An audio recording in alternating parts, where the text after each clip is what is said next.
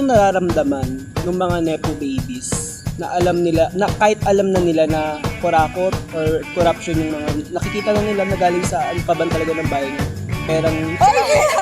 Hindi talaga. Isang makwelang araw. Yeah. Sa kaliwa ko ay si Joylene Telmosa. At sa kanan ko naman ay si Alicia Paban. At narito naman tayo sa ikalimang serye ng Kwento sa kabilang kanto. Ayan. Atin namang anyayahan, no? Dahil meron tayong bisita ngayon sa serye natin. Ating tawagin ang ating bisita na si Mr. o Ginoong Serafin Ruiz. Yay! Palakpak natin siya. Dito ka po, sa gitna namin. Ayan. Hello po. Hello! Ayan. Yan si Kep. Hello. So, ayun. Ay, di ba sabi mo may kwento ka? Ay, oo. May kwento ako. Oh. Naranasan ko maging nepo baby. Ay, taray naman na ito. Kailan? Ay, taray. Grade 7 ako. Nag-transfer kasi ako noon sa isang school. Tapos yung school na yon, nagtuturo doon yung tita ko. Ay. Tsaka yung ngayong tito ko na napangasawa. Ay. Kabon. Oh. So, ayun. Eh, di ba, syempre pag transfer, hindi ka kilala ng mga teacher doon. Hindi ka rin kilala ng mga estudyante doon. Eh, yung mga estudyante kasi doon, parang kinder pa lang sila. Sila na yung magkaka-classmate. So, ganun siya. Although may mga kasama din naman akong transfer, iilan din naman kami doon. So, yun, na parang masasabi ko siya na parang akong nepo baby. Bakit? Kasi, di ba kapag first day of class, lagi may mga introduce yourself. So, tatawagin ka niya isa-isa. Ako noon, ang mga intro ng mga teacher noon, uy, ikaw ba yung pamangkin ni Ma'am Tut? Uy. Ay, Oo, lagi yan, ganyan. Oo, Lalo na tama. pag may mga kapatid ka sa school Oo, nyo. ganon. Kaya pag may ka-apelyedo ka lang eh, no? Tatanungin ka agad, di ba? So, parang kasi sa pamamagitan ng, syempre kilala na nila yung teacher na yun. So, parang may pagkakakilanlan na rin sa'yo. So, yun yung para magiging identity mo sa school. Yun yung magiging ano. Ay, sikat pala yung ano nito. Ay, sige, kaibigan na. Mga nandito tayo, tapos nandito siya. Oo, best. Ganito yun Nasa ano siya talaga. Uy, oo, may point nun na may mga sumisilip sa room namin. Ay, ang ganda mo. Wala ako. Napanood ko to eh. Na higher grade. Tapos sasabihin, yung pala yung pamangkin ni Ma'am Tut. Alam, magkamukha pala talaga sila.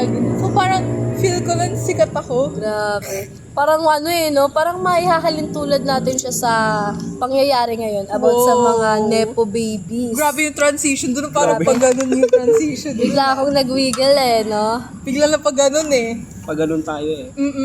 So ayun, nepo baby. Wow. Tapos meron tayong isang katanungan nga. So ano ba yung isang katanungan natin na yan? So bago yan, define muna natin, ano ba ang nepo baby? Oh, ano nga ba ang nepo baby? Ang nepo baby daw, it comes from the word itself. Nepotism. Wow. Tapos Grabe. tinagdag lang yung baby. Kasi pinanganak eh. Ako nag-kinder eh. Pinanganak ka ano na. Oo, tama naman. Ikaw So, muna, ayan. Kinder. Dito sa ating depinisyon, Sa ating nepotism, ito daw yung mga anak ng mga sikat o influential parents. influential. Wow. Often kadalasan mga artista, pwede rin dyan yung Senador, mga mayayaman. senador, mga kung sino man. Basta Yes. yung mga sikat at maraming nakakilala sa kanila. Yung mga anak nila, yung mga Higher, mga mga nasa taas eh, mga nasa, ganyan.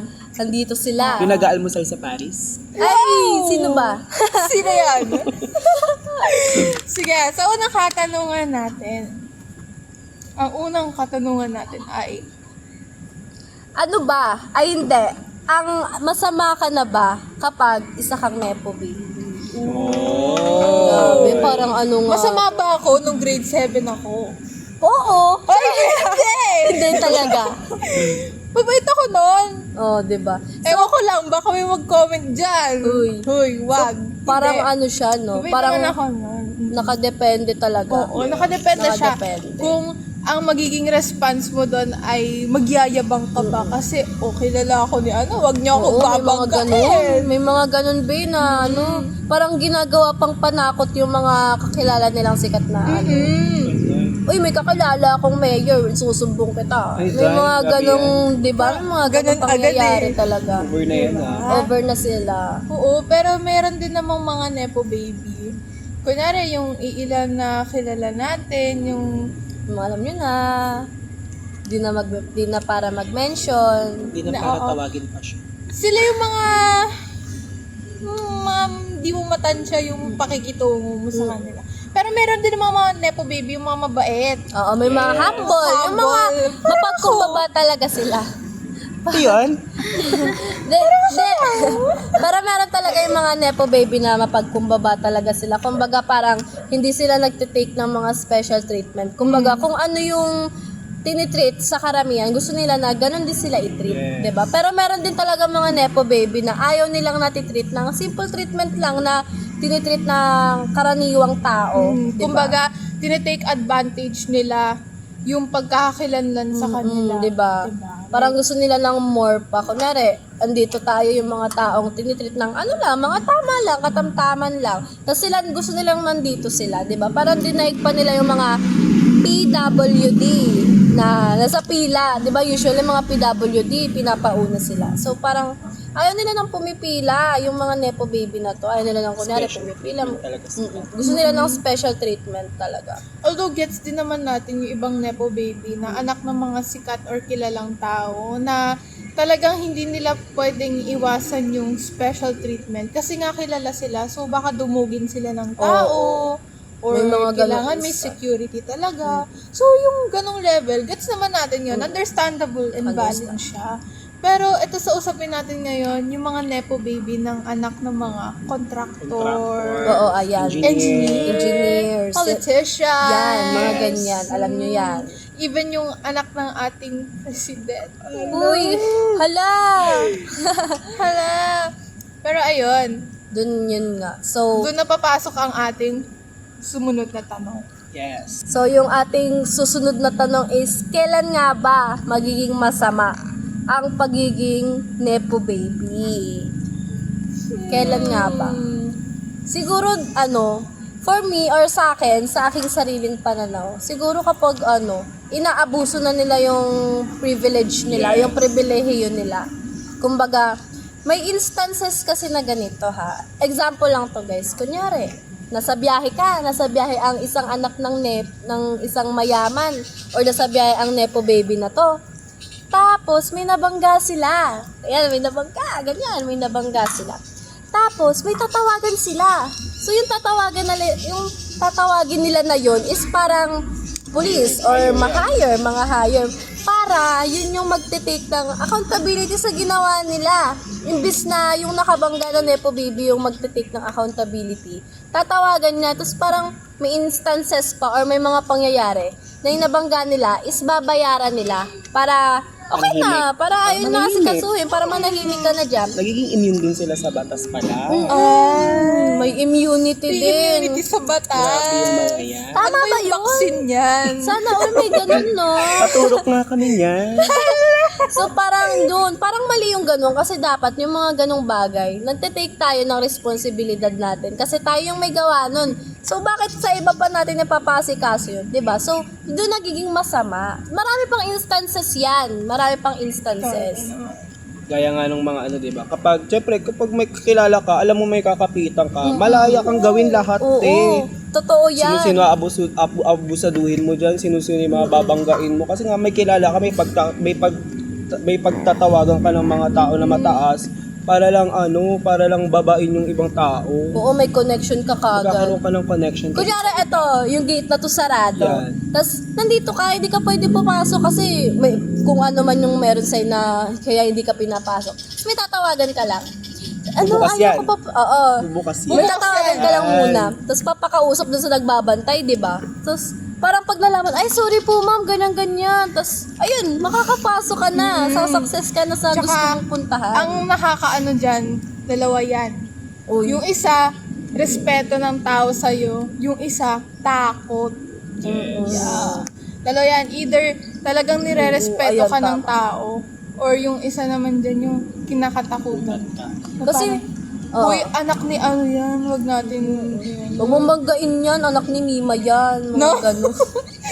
Ganon. Mima yan, di mo pwedeng banggain yan. Siguro, magiging masama ang pagiging nepo baby kapag kung yung mismong rason kung bakit ka nepo baby, kung galing ba yan sa hard earned work ng parents mo, ng pamilya mo, Tama. kung pinaghirapan ba nila yan, kaya nakilala yung pangalan nyo, o kaya naman, Nag-i-illegal ka na.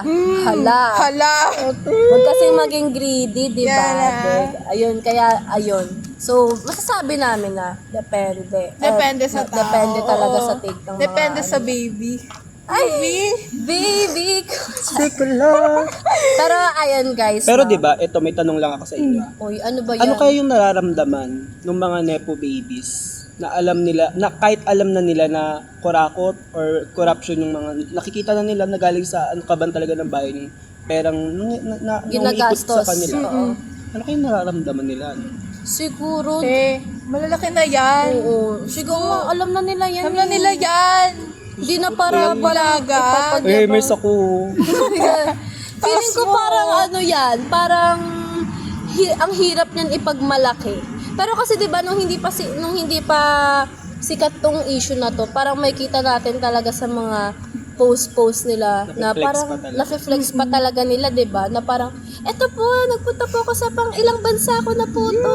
'Di ba ganon? So parang wala silang shame, 'di ba? Wala silang shame na nararamdaman ko. Pero nung sumikat na parang wala na. Deleted na yung mga videos, di mo na mahagilap. Siguro na-realize na rin nila. Or maybe na-realize na nila dati pa. Hindi lang nila masyadong inaano. Eh, inatak sila eh. Na-attack sila. Oo, inatake na sila eh. Parang, ay, wala na, nalaman na, na ganito Buti yan. ganyan, Alam nila wala dito. na. Kumbaga sa cheating lang yan sa isang relationship. Magsusorry ka ba kung di ka nahuli? Huli. O yun, may mga, ay, galing guys. Grabe yun. May mga ganun talaga. So, ayun. Siguro, hindi ba sila nahihiya sa ganun? Feeling ko nahihiya Alam na rin nila sila. yan. Alam nila yan. Alam nila Aware na yan. aware sila dyan. And ang ano lang dyan, wala silang pakialam. Siguro para protektahan yung pangalan nila or yung reputasyon nila. May kahit kilala sino- nga ako girlfriend ng isang PBB. Ala! Hindi tayo magne-name drop. Para mag-name. Pero, ang sabi, tinanong kasi siya doon, ano pong, parang yung tanong doon, ano ang perspective mo sa political dynasty? Tapos ang sagot ni ate girl, yung pamilya ko po, political dynasty po kami. Tuwa-tuwa pa siya. So, parang aware na nga sila. sila. Aware na nga sila. Oo, alam nila, nagdi-delete lang sila, tsaka nagiging parang mabait-bait. Hinahayaan lang nila sila. kasi nagbe-benepisyo sila. Ngayon, parang gusto, kaya nape-preserve din siguro yung ano nila kasi alam nilang nagbe-benefit sila. Pero ito, once na nahuli na, nalaman na, namulat na sa katotohanan yung mga tao, ayun, na-expose siya. To the point na, ayun, dinilit niya na yung ibang post. Pero meron pa rin mga matitibay talaga, matibay talaga. Yung ganito ba, kakapal yun? Pero mga ganun talaga. Tsaka yun nga, parang sa cheating, nag-sorry lang kasi Nahuli. kung hindi naman yan sila i-expose ng ganyan, 'di ba? Kung hindi naman sila ika-cancel. Diyos ko, nagva-vlog pa nga si Oo. ate girl. Nag-vlog Vlogger pa nga si eh. Bis. May nagmumukbang pa nga eh. Ito, ginagawa namin yan. Nagmumukbang din kami. Pero hanggang roller coaster lang. Roller coaster, ito lobster ah. Hindi po yan May lobster ah. dito. Mga kami Hermes, mga kapibara lang kami dyan. Natigma magkano lang kasi wala kaming budget. May regalo yan. Ayan. Ayan, so ano ang sunod nating tanong? Ano ba yung tanong? Ano ba yung tanong? Tanong kayong tanong. Tanong. Ang daming tanong. Kailangan magtanong. Oh, tama, kailangan magtanong. Kailangan magtanong para yung ating Para mga tayo ay pananaw is tumalino. na-express. Ayan. So, ako din, may tanong din ako. Ano yung tanong mo? Is it, or tama lang ba yung ginagawa ng mga tao na pambabash? Or yung parang sinishame nila yung mga anak ng korap? Tama kaya yun? Yung parang, to the point, tama ba yan? Na binabash nila sa mga comment section, ganyan, pinupost pa nila ng kung ano-ano. Tapos may mga memes pa, di ba? Like, ayun. Masabi mo, tama ba yun? Kasi nandito na nga tayo sa usapin. Napunta na tayo sa kabilang side ng nepotism or mga nepo babies. Yung side na hindi kaaya-aya. Ayun, na dapat kino-call out talaga. Yes! So parang para sa akin naman, siguro depende pa din eh. Ano talaga tayo sa depende kasi parang yung mga tao naisip nila yung pangbabash nila is valid. Kasi Tsaka effective. oo, may Feeling ganun nila. kasi biruin mo ba naman ang laki ng na-damage ng tao. Kunyari siya, may na-damage siya sa akin. Tapos parang almost or halos masira na yung buhay ko. Tapos parang simpleng bash lang ba? Ano na ba? Tama lang ba yun? So parang ganun din sa yung mga tao ngayon na parang pag binabash nila. Parang feeling ko or parang nafe-feel nila na valid na yon kasi yung damage nga na na-cause netong binabash nila.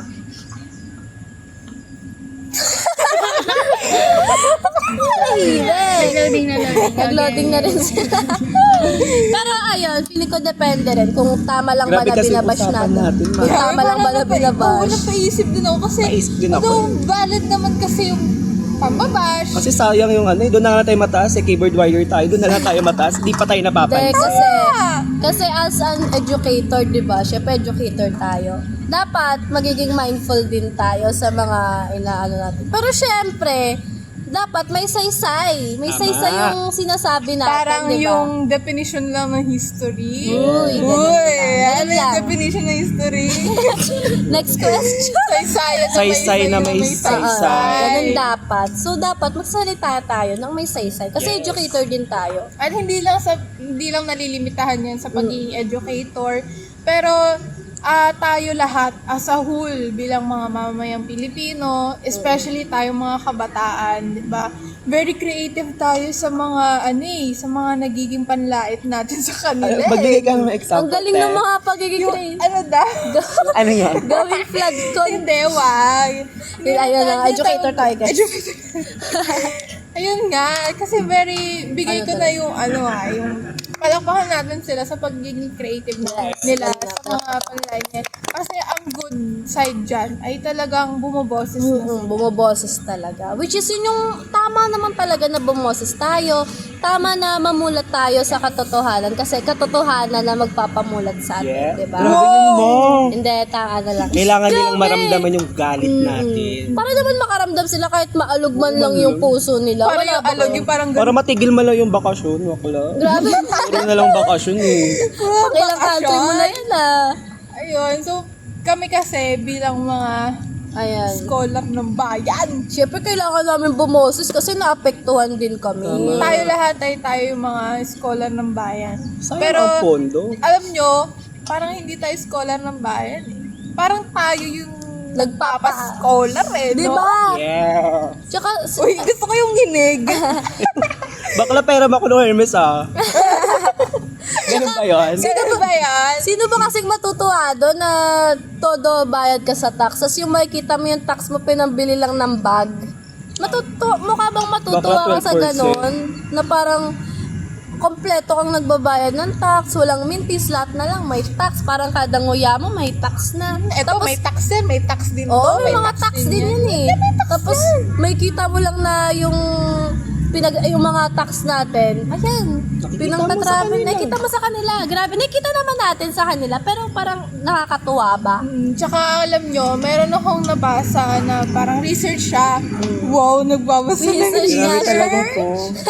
Ayun, ano siya, pinicture niya in real life kung ano itsura ng bilyon-bilyong pera na nakukuha nila compared sa size ng isang tao, average person. So, ang naalala ko dun sa picture na yon, etong puno sa likod namin, kapag tumayo kami sa tabi niyan, ganito lang kami, as yung puno ganyan. Ganyan kataas yung pera or Ay, ganyan grabe, kadami oo. yung pera na naroon. Grabe yung pagnanakaw.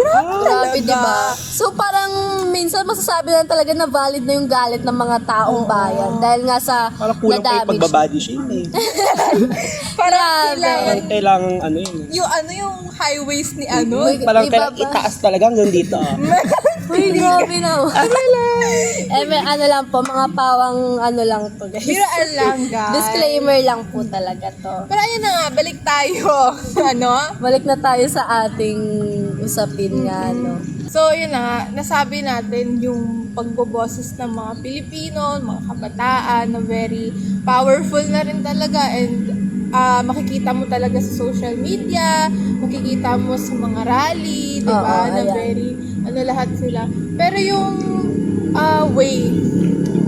way nila, syempre, ang pinakasumisikat ngayon yung panlalait, di ba?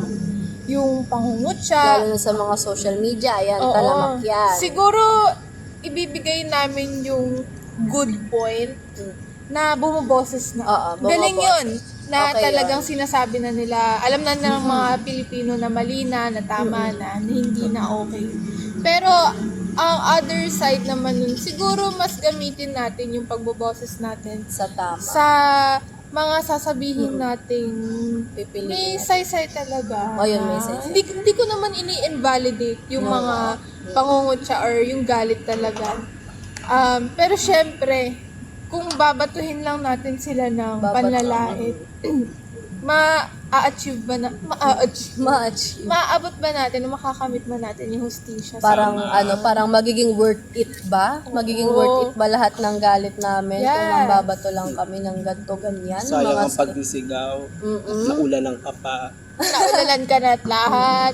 Worth it ba yung ganon? Oo, Kaya tas kailangan talaga maging mindful tayo. maging mindful. Tignan din natin yung mga Pero magiging mas syem- effective pa. Oo, tsaka siguro mas gamitin natin yung pagboboses natin Sa sa tama. paraan na pagkakalat ng katotohanan. Yung katotohanan tamang talaga. impormasyon, more on gamitin natin sa... Saka sa pagboto na rin. Oo, tama. Ayun, parang mas mamumulat yung mga tao dito sa pagboboses natin para sa mga susunod na henerasyon pa or sa mga susunod na botohan para alam nila kung sino ba yung mga dapat na iboto ulit, yung mga dapat na hindi na iboto, ganyan. So, ayun, magbibigay na sa kanila ng ideya yon na, ay, ito, alam ko na yung nakaraan nito, hindi ko na to iboboto kasi nagnanakaw lang naman to. So, sa ganun, di ba, ang laking tulong na nung pagboboses ng taong bayan, malaking tulong na yun sa atin. Pero ewan natin kung... Tsaka, yun, sana hindi matapos sa panlalait lang or hindi matapos sa pangungutya, yung pagboboses natin. Pero mas lawakan pa natin. mas lawakan pa. Mas lawakan pa natin sa pamamagitan ng talagang pag-share na yun nga yung sa katotohanan and at the same time yung pagboses natin na talagang mag-aalab o Mag-aalab mag-iinting talaga, oo. ang nasyonalismo o ang pagiging Pilipino. Kasi Wow. dapat yung karapatan natin, hindi talaga natatago yan eh. Dapat naaano talaga natin yan. So, ayun. Grabe naman yun. Grabe Parang talaga. Grabe talaga. Ang lalim naman nun. Parang 6 feet. 6 feet, ang lalim nga niya. So, ayun no, parang marami naman siguro tayong natutunan sa usaping ito. So, di ba, ano pa ang iyong katanungan kay Serapin o sa ating bisita? Ayan! Bilang isang bisita sa ating serye na ito, galit ka pa rin ba sa lahat ng Nepo babies sa mundo? Alright! Ay, naging host bigla. Grabe yun. Grabe yung talong ah. Pero, di ba, bilang isang kabataan, sa kabataan na lang, di ba? Kailangan nating magalit sa kanila. Pero para sa akin, hindi ko siya nilalahat. Hindi ko nilalahat-lahat ng Nepo babies. Galit ako dahil hinahayaan nila. Hinahayaan nila yung mga parents nila. Di ba kumbaga, parang hinahayaan nila, hindi nila kine-question. Di ba ikaw kasi as a bata ka, as a anak ka, kikwestyunin mo kung bakit ka tinatawag ng ganyan, kung bakit nauso yung term na bakit tinatawag kang Nepo babies, 'di ba? Kailangan mong malaman 'yun para na rin maano ng mga Ma-call magulang, out din. ma-call out na Oo. rin sila na parang pati pala anak ko na agrabyado na, yung parang ganyan. Kahit maano. Kasi yung halimbawa na lang sa flood control, 'di ba? Flood control pa lang pinag-uusapan, ang laki na ng budget nung nawala. Ilang tao na, ilang pangarap na yung nahinto, ilang mga trabaho na yung mga hindi nagkaroon ng trabaho para lang sa pondo na yun, 'di ba? Kumbaga, doon pa lang sa pondo na yun, ang dami ng pwede mong gawin sa edukasyon. Dapat dapat doon na lang nga binigay siguro eh. Para yung mga facilities, para maayos, para di kasi natin nakikita kung saan napupunta lahat ng mga pinaghihirapan Walang natin eh. transparency, ganyan. Yung mga ganun. Eh, di naman ako galit. Galit ako dun, di naman ako galit sa lahat ng Nepo Babies. Galit ako sa mga nakikita ko pa. Nakikita ko na parang hinahayaan lang nila. Nakikita ko na parang okay lang sa kanila. Eh, di naman sila naagrabyado. Hindi naman sila naaapakan eh. Kaya kere-kere lang sila. Yung parang, upload ka pa. Galit si Seraphine sa mga Nepo Baby ng mga corrupt. Mga corrupt. Nepo Baby ng mga corrupt, guys. Yes. So, hindi niya nilalahat. Hindi niya po nilalahat. Baka isipin niyo po kasi nilalahat niya. So, may mga iilan lang talaga. Yung mga hindi naaalog ng kahit boses ng taong bayan yung sumisigaw. Hindi pa rin siya nagpapatinag. So, ayun. And tama rin yung sinabi niya na dapat sa anak pa lang, parang yung anak na yung pundasyon para mapuna niya yung ginagawang mali nung magulang niya. Kumbaga, siya na yung mag-break. Siya na yung mag-break nung parang Generational curse? parang hindi. Basta yung parang gano'n. Siya na yung mag-break na, ay, naalam niya namang may mali. Sana, siya na yung magko-call out para hindi na patuloy or hindi pa lumaki yung damage. Yes, tama.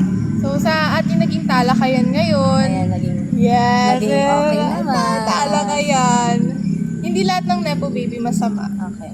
Yan ang conclusion natin. Hindi lahat ng Nepo. Although na-define kasi siya as negative, na-define as negative ang Nepo Baby dahil nga sa panahon ngayon sumikat siya na yung mga Nepo Baby na ito ay mga anak ng korap. Ng mga At talagang nagbe-benefit sila, sobrang nagbe-benefit sila sa perang nananakaw ng mga magulang nila. Pero meron din naman mga Nepo Baby na talagang, ay magagawa nila, pinanganak sila sa mundong to na anak ni Marian Rivera, di Uy, ba? sana all. Ako rin, anak ako ni Liza. Sabi. Charot. Wala pa siyang anak. Go. Wala siyang anak. Anak pala ko ni Nino? Ni Kaalong.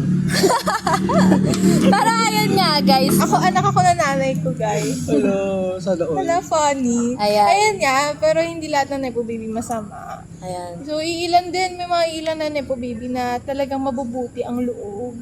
At mga humble, yan. Sila ang dapat tularan. No? Sila yung dapat tinutularan. Oo, yung mga no choice naman talaga sa treatment na kailangan nga naman kasi talaga nila ng security. Tsaka may kakampi rin tayong Nepo Babies. Oo, may marami rin Makamping tayo Nepo kakampi. Baby.